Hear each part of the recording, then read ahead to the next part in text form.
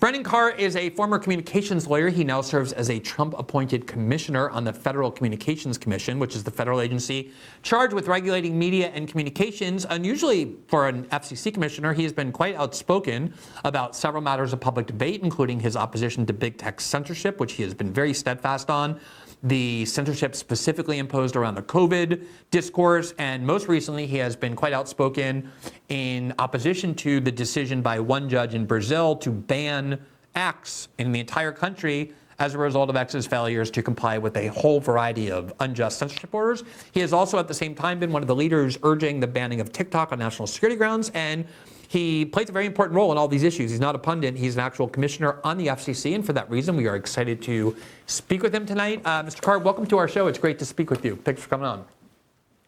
Yeah, thanks so much for having me, and thanks for all your work over the years. Really appreciate your insights and perspectives. Yeah, I feel very much the same way. So let me start by asking you, what is it that motivated you? Because usually FCC commissioners are pretty obscure. They're regulators. They're people who work in behind the scenes agencies. You've decided to kind of use this platform to speak out principally in defense of free speech and in opposition to big tech censorship, online censorship from wherever it comes from. What kind of motivated you to do that? And what is it that the FCC can do about that? Yeah, it's a good question. At the FCC, there's 5 of us that are commissioners, 3 are of the president's party. So right now we have 3 that are Democrats. You have 2 that are Republicans. As you noted, I was originally nominated by President Trump back in 2017. It was actually renominated by President Biden last year because you have to have Republicans on the commission. And so every commissioner is independent.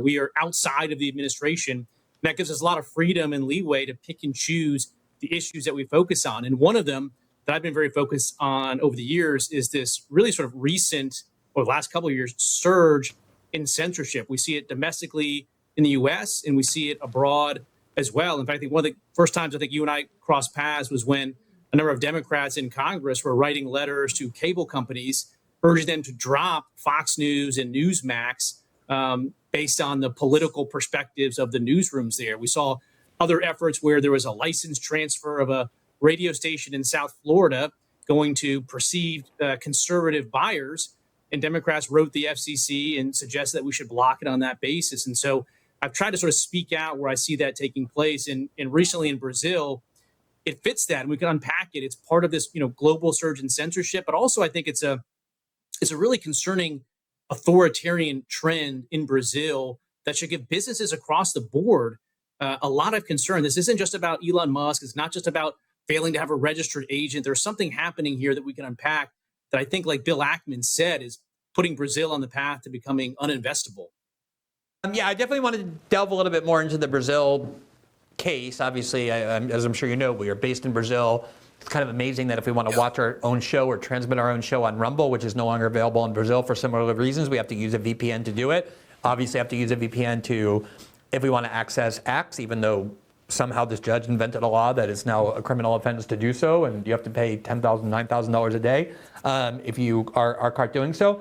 But for those of us who have lived with the internet for a long time, who remember its emergence in our lives and sort of the incipient stages, the key attribute of the internet that made it so exciting and innovative as a technology was that it was free, meaning you could speak anonymously or under your own name. You could have privacy on it. No one could surveil you or find you or trace you. That, most importantly, no centralized corporate or state power could regulate the kinds of things that you could say. It was the innovation was this was going to be an instrument to enable citizens around the world to trade information, to talk to each other, to organize, to transmit information without having to rely on big media corporations and without having to be subject to government approval.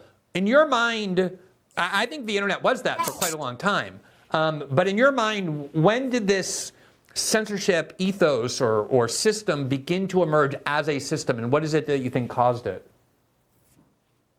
Yeah, look, I think I think you're exactly right. I think if you go back to 2012, there was a real rise in free speech on the internet. In fact, President Obama went to Facebook's Silicon Valley headquarters back in 2012 and gave a speech where he said the free flow of information on the internet is key to, in his words, a healthy democracy.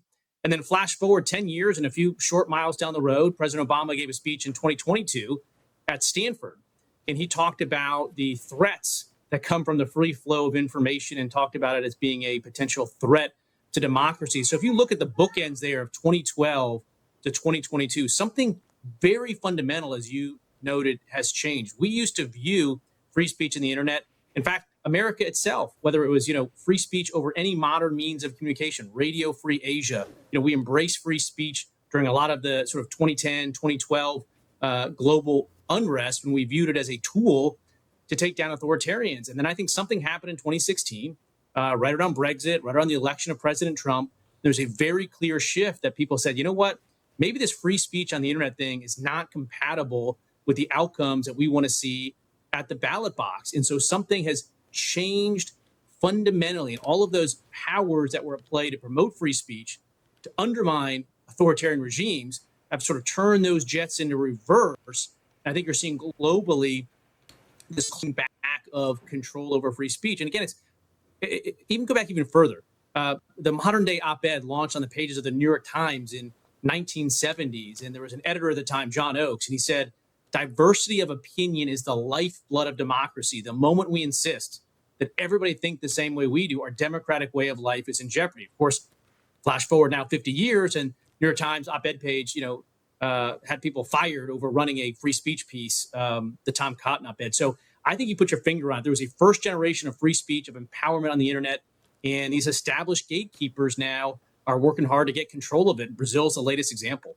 Yeah, another thing the New York Times does, by the way, is they play a very agitating activist role in demanding and then punishing big tech companies if they don't censor enough. They'll publish stories, Facebook allows neo-Nazis, and it's all designed to demand that either you censor more the types of opinions that we want or what we think is disinformation, or we're going to accuse you of having blood on your hands or allowing all this hate speech to flourish. Now, one of the controversies over the last couple of years has been, and this is most certainly central to your critique of the censorship around COVID, has been this continuous communication from the government under the Biden administration to the big tech platforms, encouraging, coercing, demanding, hectoring, threatening that certain types of dissent, certain types of information that the government in its judgment has decreed to be false or harmful or hateful or whatever, be censored. And obviously the US government has a lot of leverage over these big tech companies to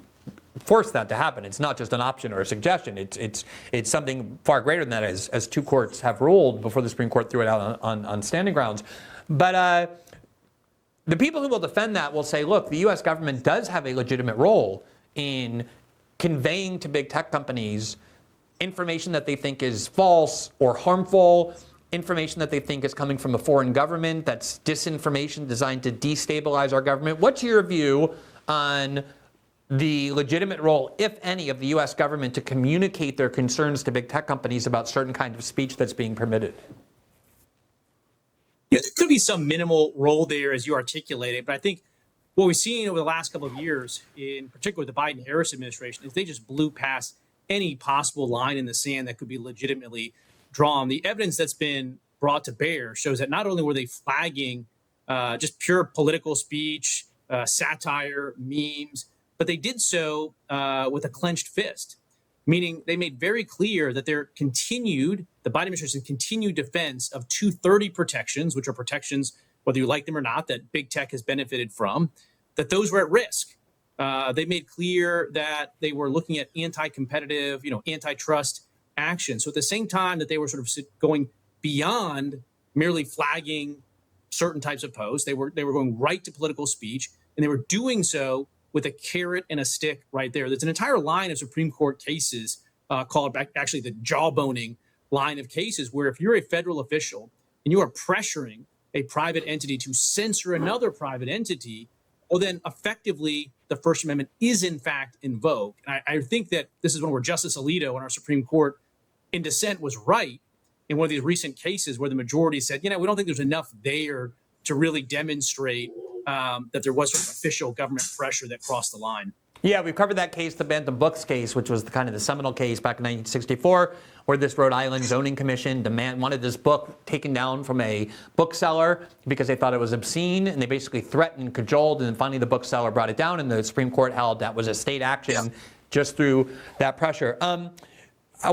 You played a major role in the debate around whether the U.S. should ban TikTok or force a sale to a company not connected to or controlled by China. And I want to get to that in just a minute. But before I get to that, you might have heard, I think, at the end of, right before you came on, I was talking about the incident last year where a bunch of people on TikTok, younger people, had discovered something that they didn't know had existed, which was this bin Laden letter, where he purported to explain why there was so much anti-Americanism in the region.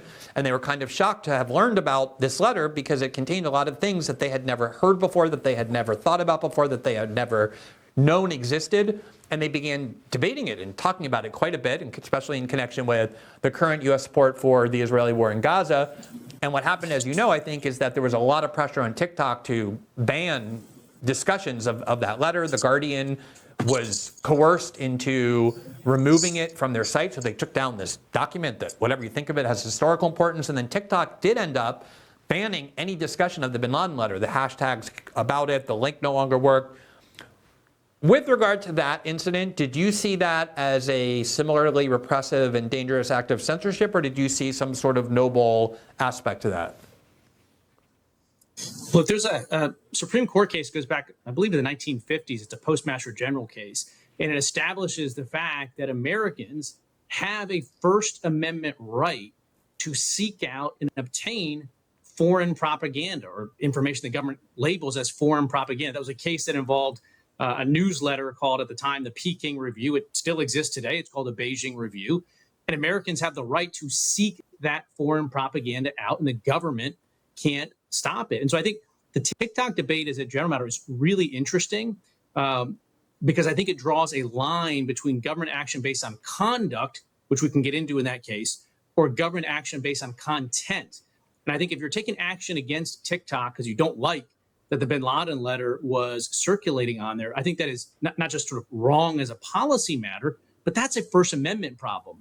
And again, I think if you look at what's happening in Brazil with X, and again, we'll stay with TikTok here, but if you look at Brazil and X, the Brazilian government is expressly saying that we are taking action against X because of the content of the speech that's out there. So the issue that I think a lot of people legitimately have with TikTok is its conduct. It was engaged in certain actions that we can talk about that are distinguishable from speech. There's some cases where maybe it's close. I think the tie goes in favor of not taking government action in those cases. But I think in my view, TikTok was so far beyond legitimate conduct that we can get into that was a basis for action. But yeah, to your point, the bin Laden video and that circulating is not a permissible basis for the government to take action. Americans have that right. Right, but what about the pressure on the Guardian and TikTok to take action to prevent it? Not necessarily even from the government, but from journalists, from influential people saying this can't be permitted, take this down, don't let this conversation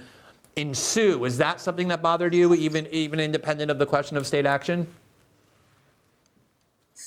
Yeah, I mean, look, my view, I think it's perfectly fine for people to have debate and say, look, me, private sector person, I don't think that this is a good thing for you to be showing. That debate can take place. But I'm not a big fan of sort of these, pressure campaigns to silence speech. I think if consenting adults want to have a conversation about something, they should. I mean, my view is not that this is like that Sandra Bullock movie Bird Box, where we got to like hold everybody's eyes open and compel them to see and read speech that they don't like or don't want to. But at the same time, if two consenting adults want to access information, they should be free to do so. So I would sort of put it in three buckets. One, the government shouldn't step in and pressure in that circumstance.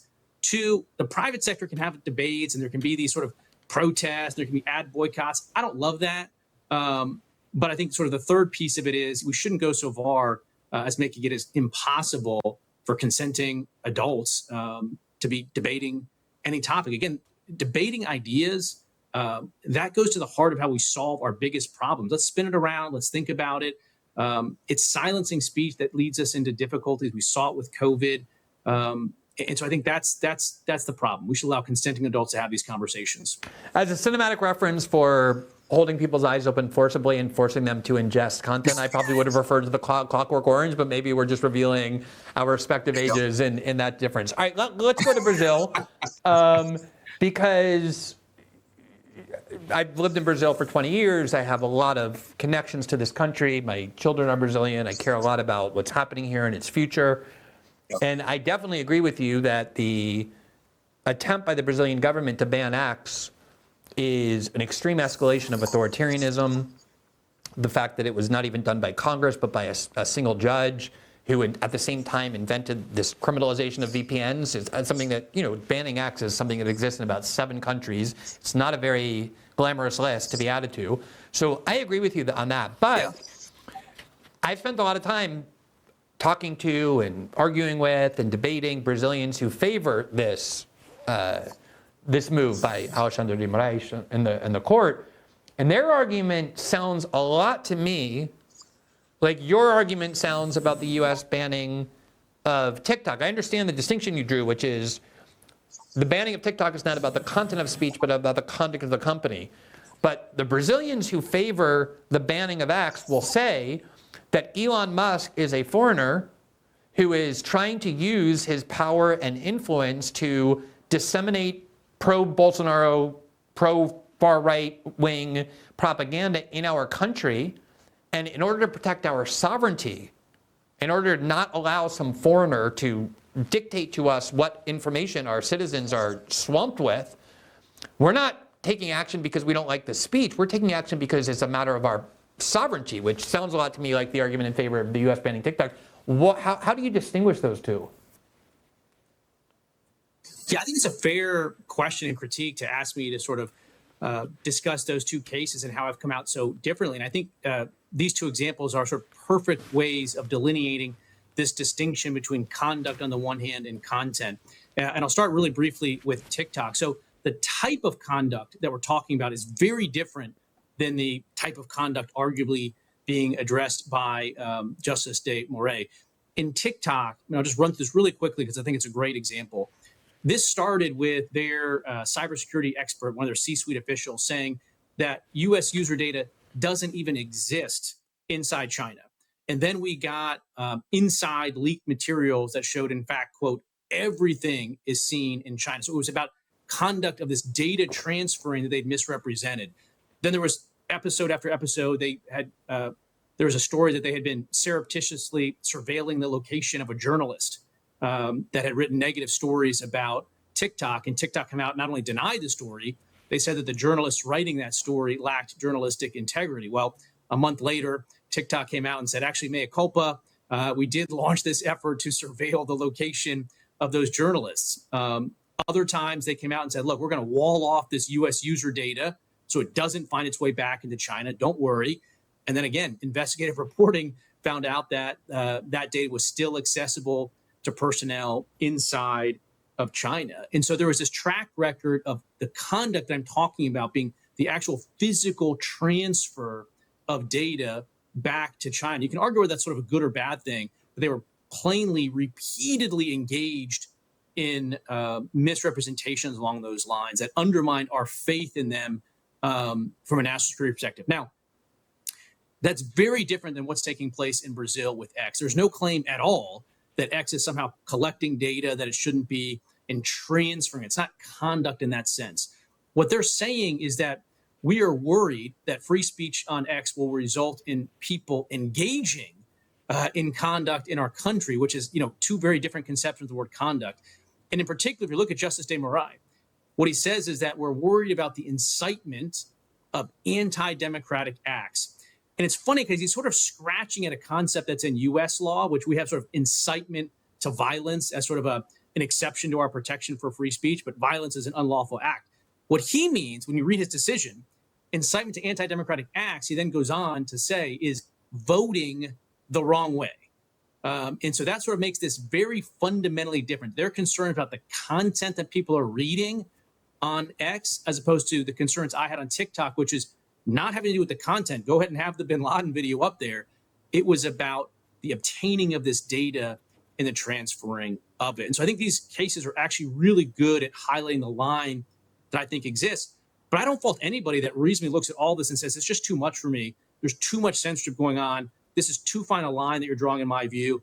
And I think a reasonable person can come to that conclusion, and I respect that view. Well, I appreciate that distinction. I frankly have never understood the argument that TikTok needs to be used as a means of spying on Americans, given that every other social media platform collects, stores, and then sells this tracking information, this surveillance information on the open market. We know the Director of National Intelligence was actually purchasing this information, which they could not have obtained without a warrant had they tried to get it themselves. So I never understood why China just can't buy that on the open market. But let me just ask you from the other perspective. Both Facebook and Google are banned in China. And one of the arguments of the Chinese was that we all know that Facebook and Google collects massive amounts of data on whichever users use their platform, including our own citizens. And we consider it a threat to our national security to allow these American-based companies with close ties to the American government to collect and do whatever they want with the personal private data of our citizens and the way they operate on the internet. Do you regard that rationale as justified in the same sense that you regard the defense of the U.S. action in banning TikTok to be justified?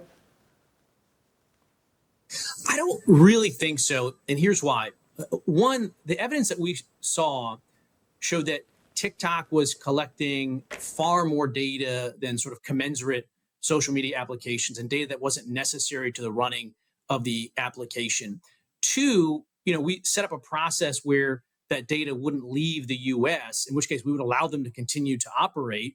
But we lost faith in that process because we kept finding more and more information from leaks and otherwise that despite setting up these firewalls, the data was still getting back to the CCP. So if China had come in and said, look, US, we don't trust your judicial system, we don't trust the protections for this data, wall it off. And if Facebook and others have been given that chance and then tried to wall it off, and then if China said, hey, we caught you red-handed, the data is still going back, then it may be on the same footing as the TikTok scenario. But I think sort of China just jumped directly to the block and the ban. And I think they did so in the context that made it clear that it was more about free speech than it was about data flow. But it's possible they could have headed down a path and that Facebook and Google might have engaged in similar conduct. And then it would have made it more analogous.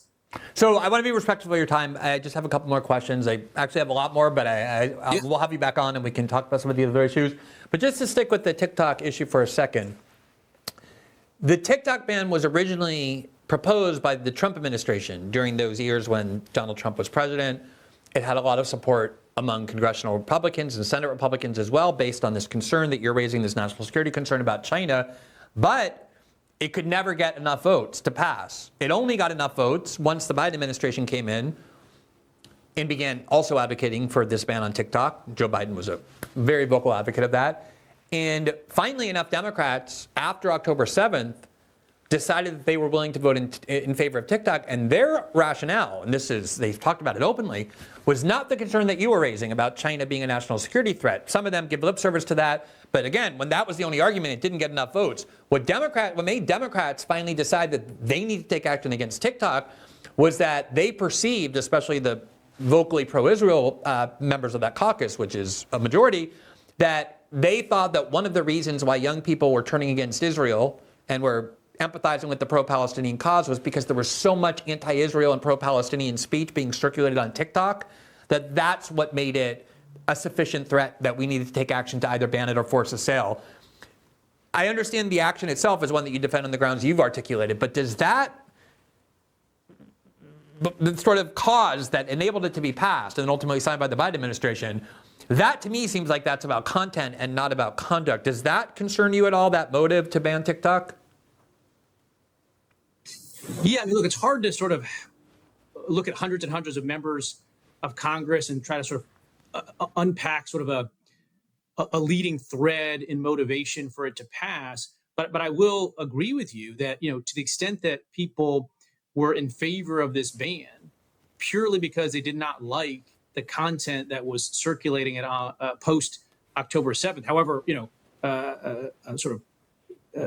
one's views are on that content. If that was the motivation, then I do think you run into the same type of problems that we had with the Supreme Court case and the Postmaster General. I don't think that should be the reason that someone goes down to the well and casts their vote. Now, there's a second sort of version of that October 7th story, which was, some people saying, okay, maybe it's not the content that I'm worried about, but this is evidence of sort of CCP control because it's so out of step with other sort of social media platforms. Again, that's sort of close to the line, but maybe not across it.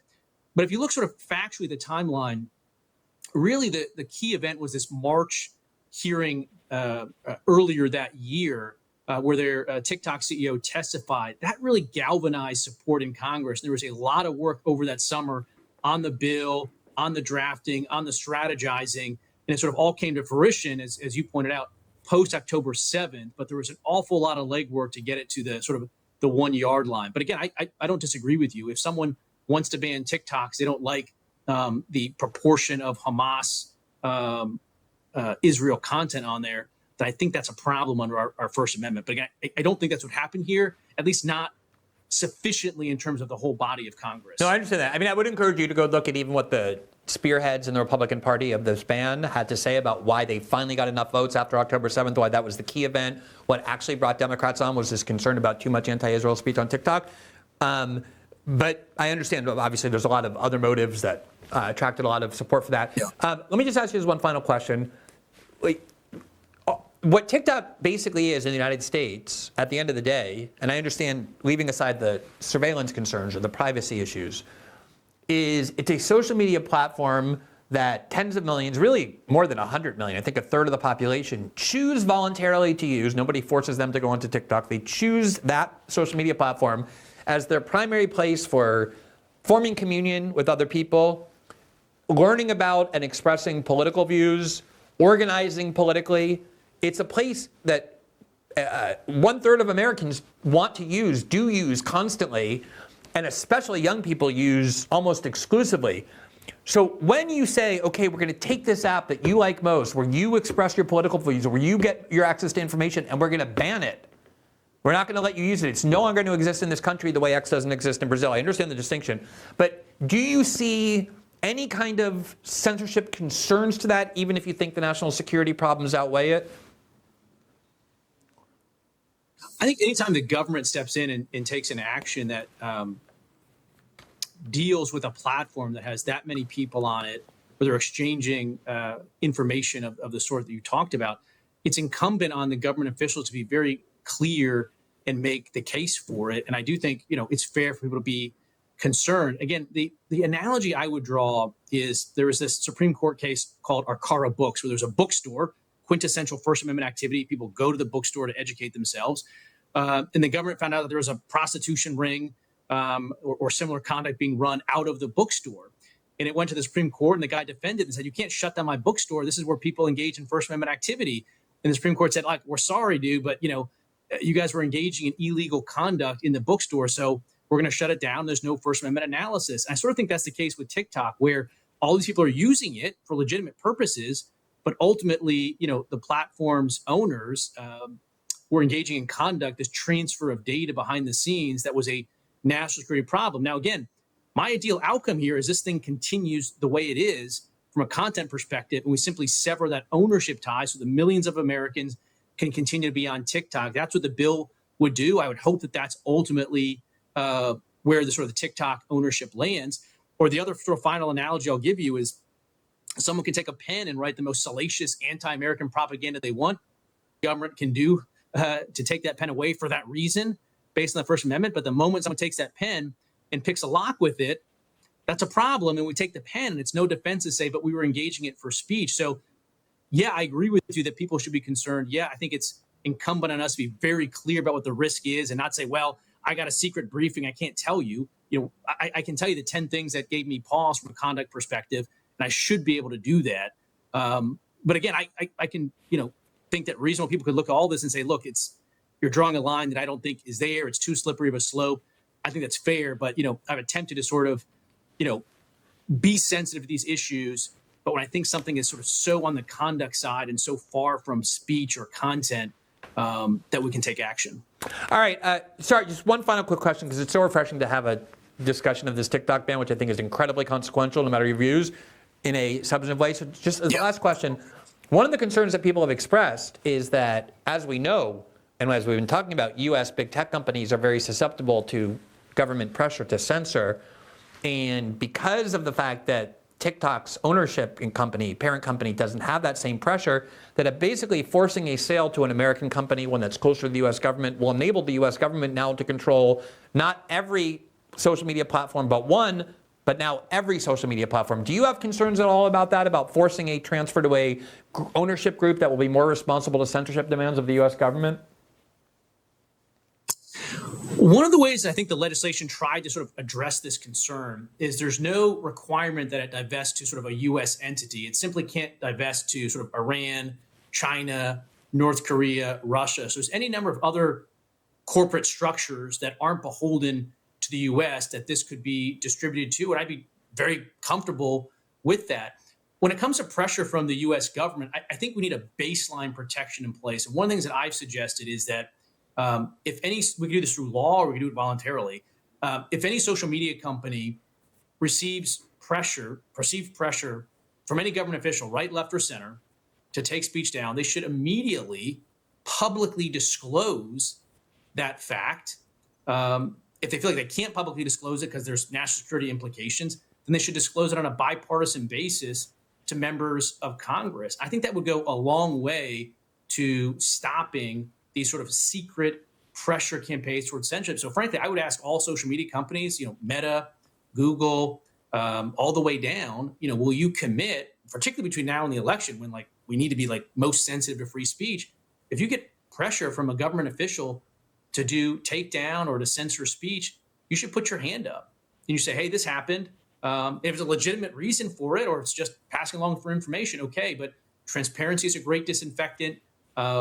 I think that would be a good step to protect against this pressure that has taken place. Well, you become a very, I think, important and thoughtful and informed voice in all of these debates, which I really appreciate. I also really appreciate you taking the time to kind of delve into these matters in a deep way. I was thrilled to have you on the show. We'd love to have you on again. Thanks so much for coming on. I hope you have a great evening.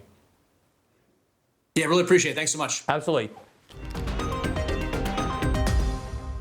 Thanks for watching this clip from System Update, our live show that airs every Monday through Friday at 7 p.m. Eastern, exclusively on Rumble. You can catch the full nightly shows live or view the backlog of episodes for free on our Rumble page. You can also find full episodes the morning after they air across all major podcasting platforms, including Spotify and Apple. All the information you need is linked below. We hope to see you there.